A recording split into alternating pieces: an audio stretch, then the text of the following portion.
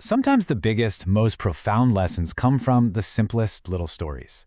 Today, we're going to dive into one of those, a parable that's really a powerful metaphor for resilience. We'll break down what it shows us about that one thing we absolutely need to get through the darkest times: hope.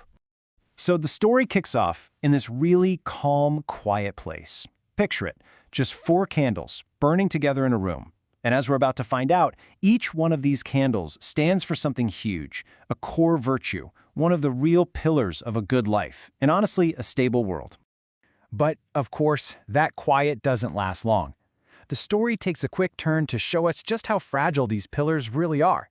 It's like a domino effect. The loss of one can totally trigger the loss of the others. We're about to watch that darkness start to creep in. So the first candle to speak is peace. And you can almost imagine its flame flickering as it looks out at the world. All the conflict, the anger, the chaos. It basically says, there's no place for me here anymore. My whole purpose is just overwhelmed. And just like that, poof, the first light is gone. The room gets darker, colder, almost instantly. You can feel that first crack forming in the foundation of that quiet space. Okay, so what happens next? The second candle, trust, starts to flicker. And what's really interesting here is the order of events. Think about it, right? In a world that has no peace, a world that's just full of chaos and conflict, how can you have trust? It's pretty much impossible. When the rules are always changing, honesty just gets replaced by strategy, and being open gives way to suspicion. So yeah, it's really no surprise that trust just can't survive in that kind of environment. Its flame goes out and the room plunges even further into darkness. We're down to 2 lights. Then the third candle, love, speaks up. And you can just feel the sadness in its voice. It feels totally neglected, pushed aside for just survival and self-interest. It says people are too busy, too hurt, too hardened by everything that's happened to even make time for it. It feels like love has just been forgotten. What this story illustrates so perfectly is this cascading failure, this downward spiral. You can see it laid out right here. First, chaos just wipes out peace.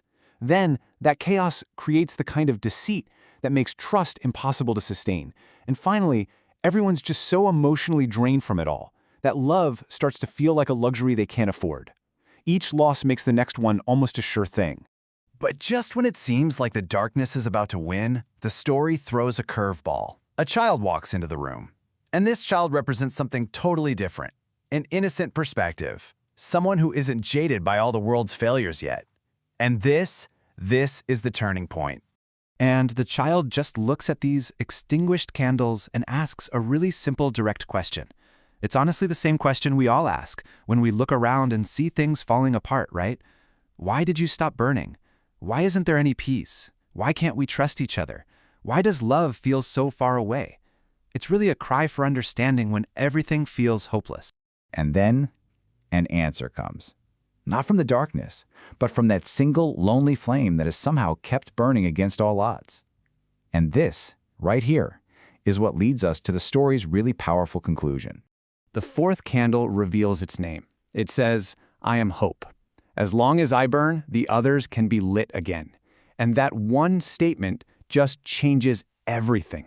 It doesn't pretend the darkness isn't real. It doesn't ignore that peace, trust, and love are gone. Instead, it offers this incredible possibility. As long as hope is still around, nothing is lost for good. So this is the crucial point, right? Hope isn't just another candle in the row. It's the pilot light. It's the one foundational thing that makes all the others possible. See, peace, trust, and love aren't gone forever. They're just unlit. And hope is holding the spark that can bring them all back. Okay, so now we get to see the ultimate lesson of this whole story in action. Because hope isn't passive. It's not just sitting around wishing. It's a catalyst. It makes things happen. And the end of the story shows us exactly what that looks like. I mean, the central message here is crystal clear. Hope has the power to bring everything back. It's not just about wanting a better future. It's the active ingredient you need to actually create it. It's the belief that things can be new again, even when everything around you is screaming that they can't. So the child, now filled with this new understanding, takes the candle of hope and uses its flame to relight the other 3. First, peace comes back. And with peace, you can start to rebuild trust.